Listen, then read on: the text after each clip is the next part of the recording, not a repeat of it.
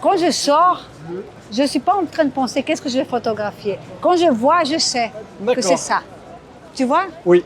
Je n'ai pas besoin de réfléchir qu'est-ce que je vais faire. Je suis libre. Mais quand je vois ce qui m'intéresse, ben, je le vois et c'est évident pour moi.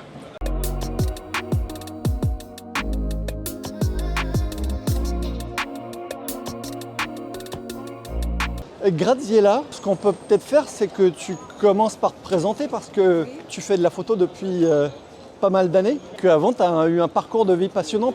Ben, j'ai commencé la photo en fait quand j'avais 15 ans et j'étais à Paris parce que j'habitais à Paris à l'époque, depuis que j'avais 13 ans jusqu'à 23 ans. Et je dis toujours, à cette époque-là, c'était le hobby de plein de jeunes. D'accord. La musique ou la photo. Donc j'ai fait la photo et j'étais passionnée par la photo. Donc j'avais un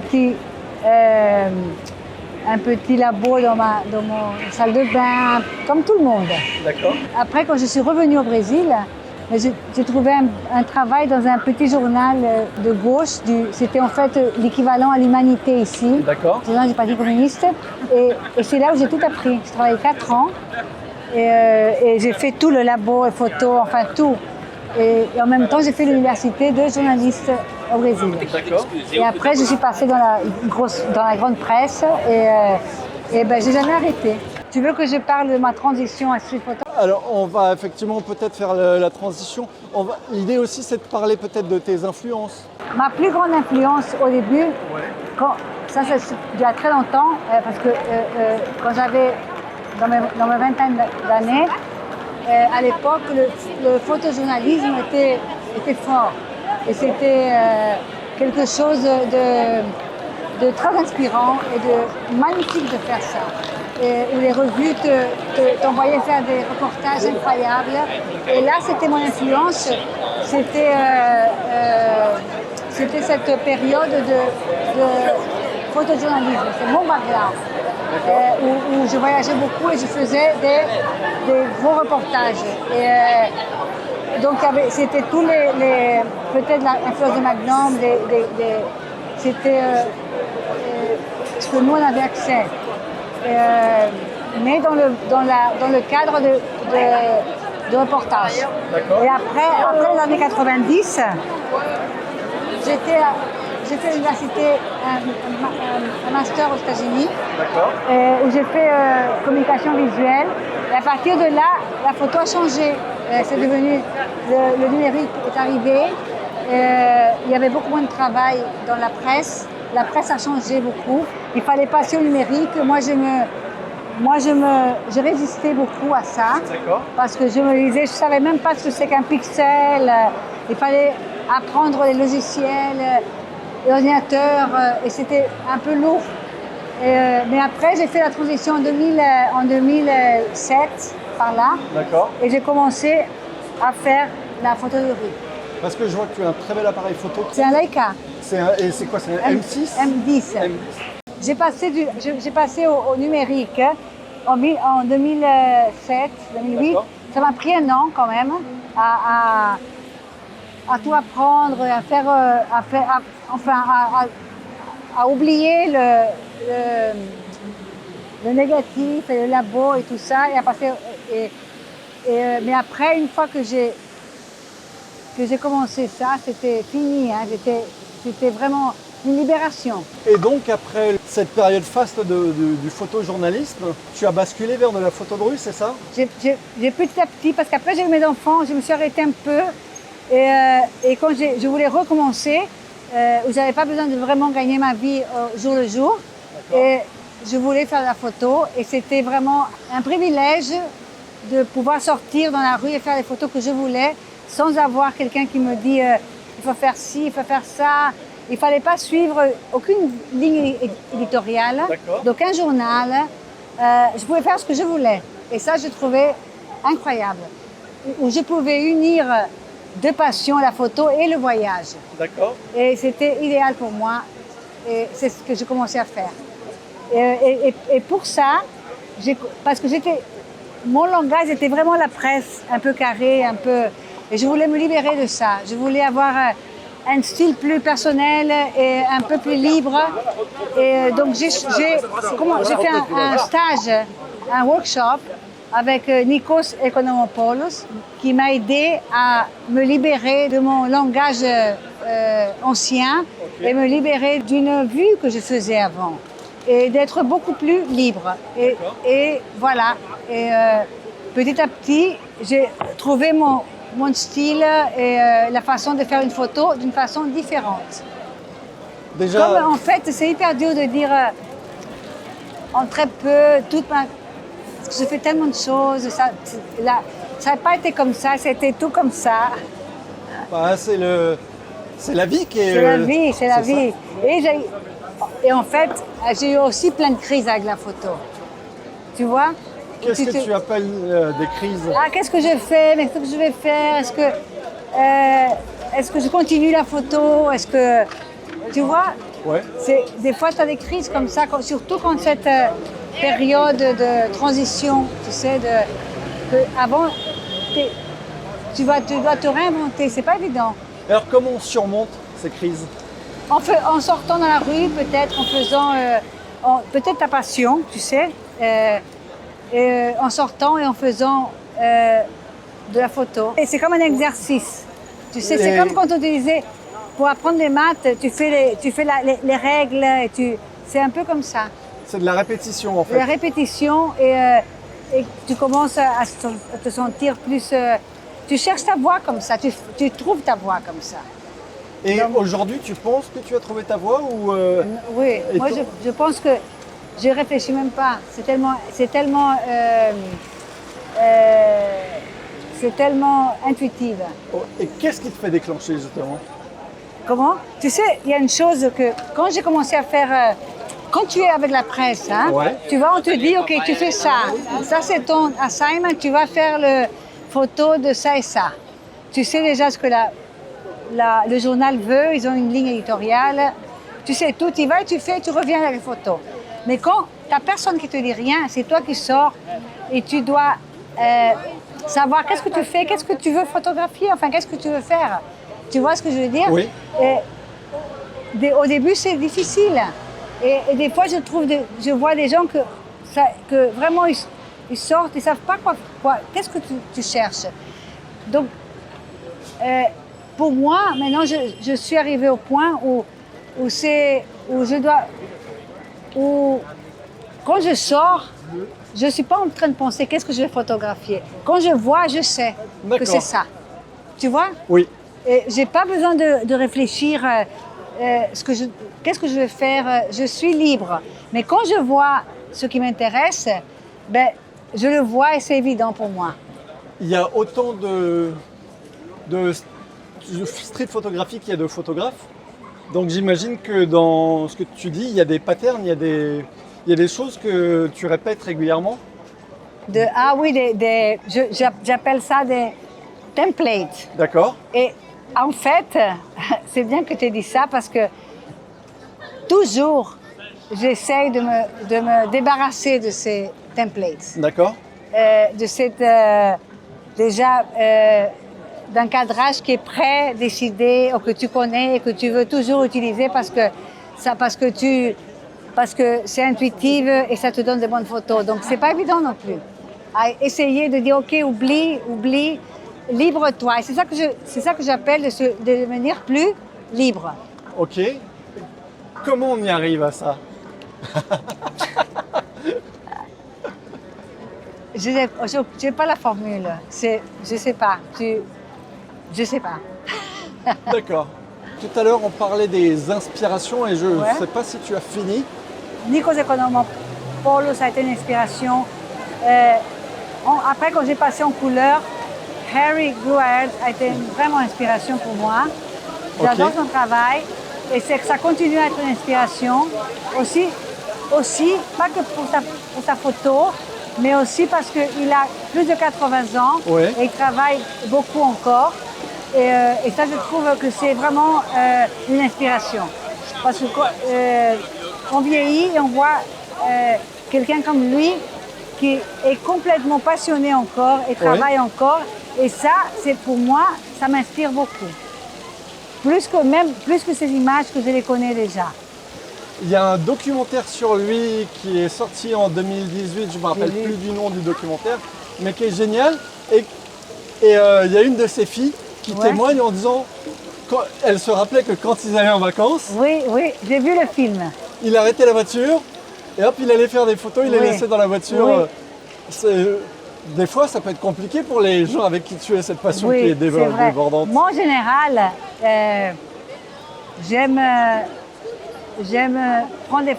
sortir parce que c'est un peu comme ça me relaxe, sortir seule. Donc j'évite sortir avec famille et faire des photos. J'aime bien, je prends ça comme je te dis, un exercice. Et ça me relaxe d'aller seule. C'est très méditatif pour moi. Donc voilà, c'est vrai que si tu vas avec la famille, c'est frustrant. Parce que après, eux, ils sont frustrés avec moi aussi. Parce que je veux m'arrêter, ils n'ont pas envie. Ils trouvent que pourquoi tu prends la photo de quelqu'un, tu n'as pas demandé la permission. Est-ce que dans les inspirations, tu as des photographes qui ont moins de 80 ans? Ouais. Bon, tu sais, quelqu'un qui m'a inspiré beaucoup, Jason Eskenazi, j'aime beaucoup son livre Wonderlands. Ça m'a beaucoup plu. Ok, mon livre le préféré, Telex Iran. C'est magnifique ce livre. C'est Gilles Pérez. C'est le livre le plus beau. Je l'ai trouvé en Amazon. Ça m'a coûté assez cher, mais je l'ai acheté parce que c'est un livre magnifique. La plus grande inspiration, ça a été Cartier-Bresson. D'accord. C'est cliché de dire, c'est sûr que c'est cliché de le dire, mais quand j'avais 15 ans, c'était mon inspiration. Quand j'avais 18 ans, c'était à Landmark. Et c'était toujours une inspiration et ça va l'être toujours, tu vois. J'ai des inspirations assez clichés.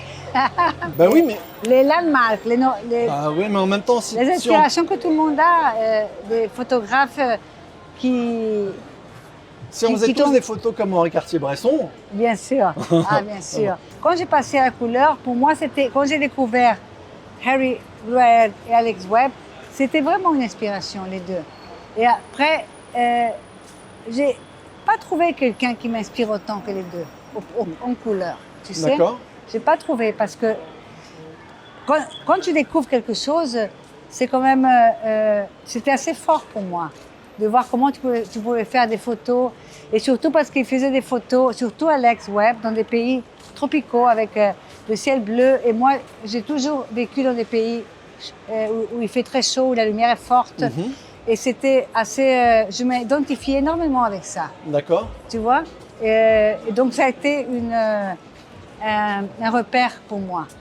Par exemple, quand tu vois, évidemment que ça va m'inspirer quelqu'un comme Graciela Iturbide. C'est une photographe mexicaine, je ne sais pas si tu la connais. Elle est magnifique.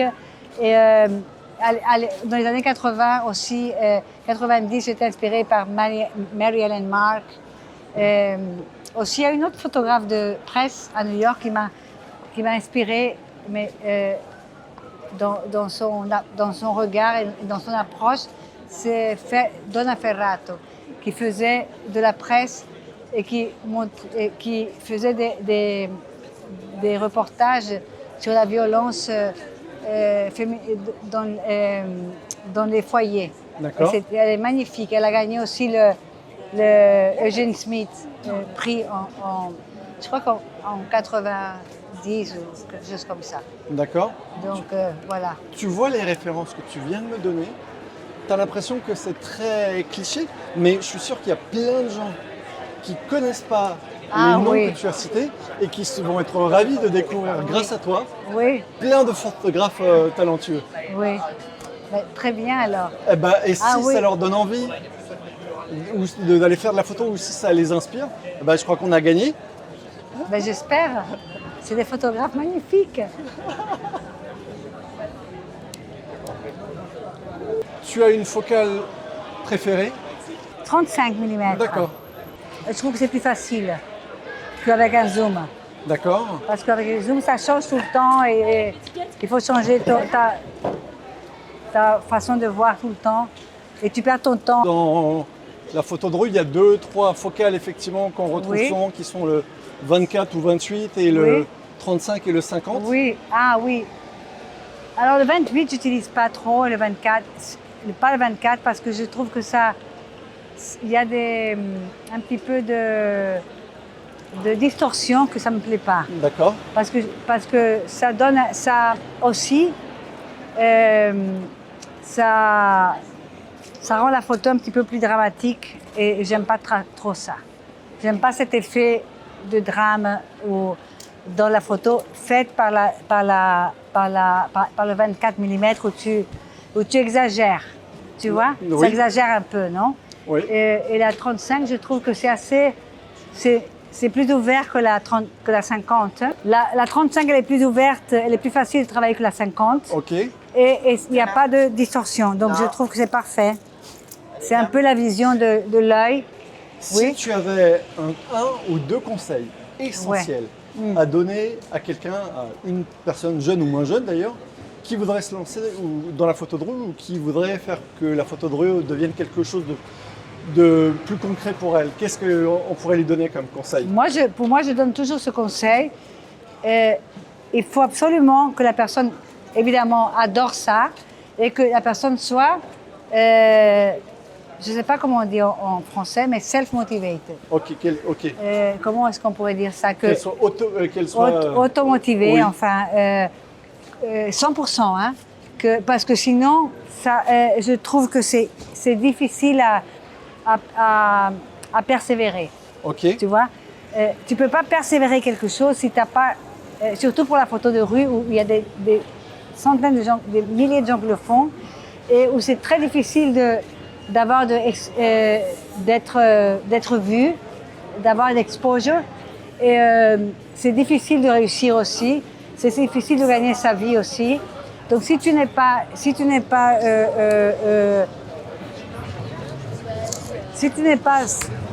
complètement automotivé, ben c'est très dur. Et sortir et faire la photo et essayer de développer ton style.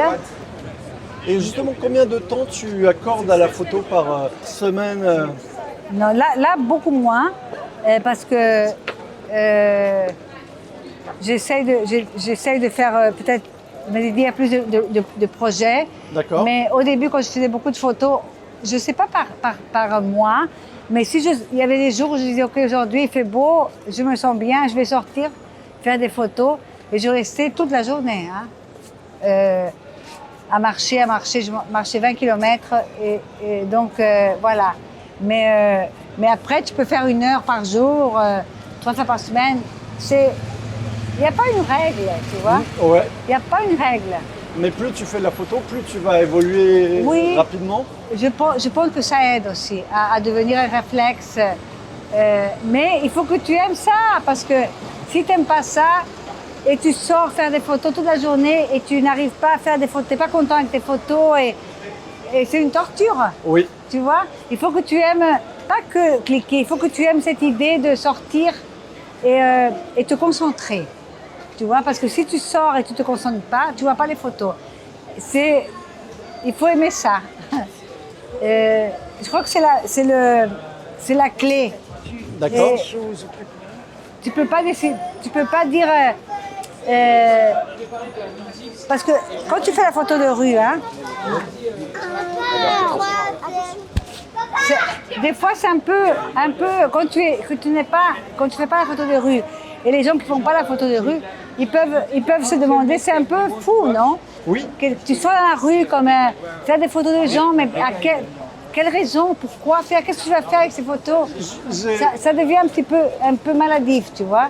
Pour surmonter les mauvais moments, les gens qui peut-être te disent quelque chose, ou les amis qui ne comprennent pas, ou le temps perdu, parce que tu peux dire c'est du temps perdu.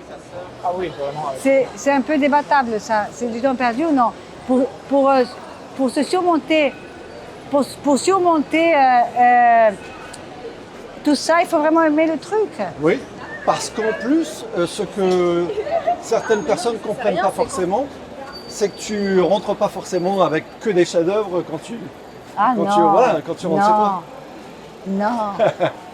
La plupart des photos, en fait, je pense que moi, ma façon de voir, je préfère avoir 2 photos très très bien que d'avoir 10 plus ou moins, tu vois. Donc non, la plupart, elles sont pas bien. Elles sont médiocres. Mais bon, c'est comme ça, hein. C'est dur de faire une bonne photo dans la rue. Oui. C'est pas évident. Encore une fois, tout à l'heure tu citais, Ouais, je crois qu'on l'a vu tous les deux. Tu oui, citais Henri Cartier-Bresson tout à l'heure, effectivement. Si on faisait tous, et je suis sûr, et c'est sûr, même lui, il jetait plein de photos, j'imagine. ah, j'imagine, ouais. J'en suis sûre. Tu parlais de Harry Gruyère Ouais. tout à l'heure. Ouais. Alors effectivement, il a sorti plein de livres, mais il a une carrière il a 50 ans, 60 ans de carrière. Oui. Et donc effectivement, en 60 ans de carrière, il a pu en sortir des livres. Mais une personne qui n'a pas 50 ans de carrière n'aura pas autant de photos à montrer. Oui, mais il y a plein de photographes, même connus, que quand tu commences à voir que finalement, ils n'ont pas plus de 100 photos connues. Et c'est peut-être suffisant, Oui. tu vois. Tu n'as pas besoin d'avoir 1000 et surtout pas d'avoir des répétitions. Peut-être c'est suffisant, 50. Il faut qu'on parle de ton mari, Oui, parce que c'est grâce à lui que tu as fait ce livre fantastique. oui. En fait, tu vois, toujours, je voulais trouver un projet qui a un sens pour moi, Oui. où je sois quand même un petit peu à l'intérieur du projet, qui m'intéresse, D'accord. dans un endroit aussi qui soit visuel, que tu arrives à faire de bonnes photos. Parce qu'après, tu as des projets, c'est pas évident de faire de bonnes photos. Je suis allée au Pendjab, où c'est la région où mon mari, où sa communauté vient. Oui. Et, le Pendjab, c'était un projet pour moi idéal. Le Pendjab, rappelle-nous, c'est une région. C'est une région qui est aujourd'hui, elle est entre l'Inde et le Pakistan parce qu'elle a été divisée en deux en 1947, D'accord. durant l'indépendance de l'Inde. Et c'est divisé en deux, c'est-à-dire que les gens peuvent pas croiser, les Indiens peuvent pas aller en Inde, au Pakistan, et les Pakistanis peuvent pas croiser pour l'Inde. D'accord. Tu peux pas avoir le visa parce que les pays sont presque en guerre, entre parenthèses. Et les musulmans sont restés d'un côté et les Sikhs et les hindous de l'autre côté. D'accord. Voilà. Donc pour moi, c'était une possibilité de faire un projet qui a un sens pour moi, tu vois, où j'ai une connexion aussi et un projet qui est très intéressant. Et un projet aussi qui est visuel, que tu peux développer visuellement. Parce que c'est important. Si tu fais un projet tu as besoin qu'en fait, ça a plus de sens que tu fasses par écrit, ben, il faut que tu fasses un projet que tu puisses le développer visuellement. Donc c'est grâce à mon mari, je veux dire, qui m'a introduit à cette région et à cette culture. Et c'est un projet qui m'a fait beaucoup de plaisir de le faire. Je crois que j'ai 3 exemplaires à Setanta, qui reste à Setanta à Londres. D'accord. C'est une bookshop online. Donc on peut l'acheter là.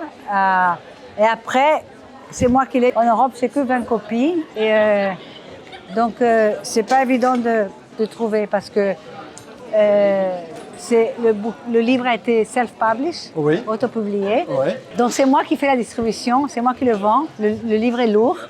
C'est pas évident de le porter ici ou là. Donc voilà, les gens peuvent me contacter et j'essaie de envoyer le livre. Te contacter sur Instagram par exemple. Oui, Instagram, oui. Instagram, c'est bien. C'est le plus facile. Ce que je pose souvent comme question à mes invités, Ouais. c'est de me décrire leur photo favorite, la photo qu'ils ont prise. Favorite, ah ben ça c'est hyper dur. Hein. J'ai une photo qui en vrai, c'est pas vraiment la photo typique que je fasse, Ok. tu vois. Mais c'est une photo que je trouve qui est très spéciale. C'est une photo que j'ai fait au Rajasthan Ok. d'une fille qui sort d'une porte. Mais C'est difficile à décrire parce que c'est une fille qui a quelque chose dans la tête et qui n'a pas de chaussures. Ok. Et qui a une espèce de, c'est pas un sari, mais c'est quelque chose, c'est dur de définir comme ça. Elle a une grâce naturelle, mais c'est fou. On dirait presque que un producteur d'Hermès est venu la mettre comme ça, ici et ça. Elle me plaît aussi parce que c'est une jeune fille qui est apparue comme ça. 2 minutes, elle m'a vue, elle est rentrée. Et c'est vraiment le meilleur exemple de serendipity. Où quelque chose se passe comme ça. Et tu le fais, et c'est quelqu'un que tu ne vas plus jamais voir. C'est même pas, je pense que je ne verrai jamais cette scène. Et personne ne la verra, plus jamais cette scène. Et ça j'aime bien cette idée de quelque chose qui passe pendant une seconde, ouais. Et c'est passé pour toujours. Et plus jamais, ça va se répéter. Et ça, j'aime bien.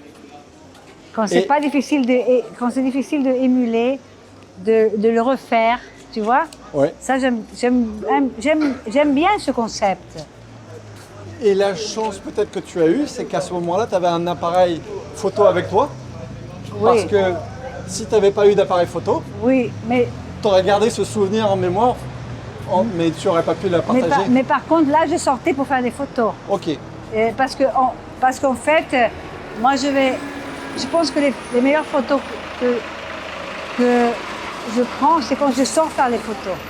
Avec l'esprit de sortir et faire des photos, je suis concentrée, je suis seule. Et là, j'arrive à trouver des bonnes scènes. D'accord. Sinon, je trouve plus difficile, franchement. Parce que les scènes, des fois, il faut vraiment les chercher, hein, pour les trouver. Oups. Il faut regarder, il faut faire attention, il faut être attentif, il faut se concentrer. Et pour moi, j'arrive quand je suis seule. Ok. Et quand je sors avec cette idée, aujourd'hui, je sors pour faire des photos. Tu fais des sessions de combien de temps? Parce que combien de temps tu arrives à rester concentré? Cette concentration dont tu as besoin pour faire des photos de rue, parce que c'est un peu fatigant de rester concentré. Non, pour moi, c'est zéro fatigant, c'est hyper relax. Parce que, tu sais pourquoi? Parce que je pense à rien d'autre que je suis en train de concentrer, de regarder. Et quand je suis en train de me concentrer, je pense à rien d'autre. Et c'est très relaxant. Okay. C'est presque comme une méditation où on te dit ne pense à rien. Ben, là, je pense à rien, je regarde. Okay. Et mon focus, c'est que des scènes et les gens. Donc, ce qu'on est en train de faire, c'est un peu contre-intuitif parce que, effectivement, je te pose des questions. Et, un peu, oui, mais bon. Tu n'arrives pas à rentrer dans la zone de concentration, désolé. Non, mais je pense que je ne suis pas la seule aussi qui travaille comme ça. Hein. C'est normal, c'est juste quand tu te concentres à quelque chose de très fort, ben, tu ne penses à rien. Okay. Tu vois? Et pour moi, c'est très relaxant. C'est vraiment, ça me relaxe. Je sors et je suis dans mon truc, moi et ma caméra, et j'aime bien. La question que je pose à mes invités, oui. c'est s'ils ont d'autres photographes parisiens de rue à me conseiller pour des interviews. Donc voilà, je te conseille quelqu'un qui est très bonne photographe. J'aime beaucoup son travail. Elle travaille en noir et blanc. Ok. Elle s'appelle Éléonore Simon. D'accord. Elle travaillait avant chez Epic, tu sais le magazine Epic. Et là, elle ne travaille plus chez Epic, mais voilà, tu peux la contacter. D'accord. Et je suis sûre qu'elle serait ravie de te donner une interview. Eh bien, écoute, en tout cas, Graziella, c'était très intéressant, cette interview. Merci beaucoup.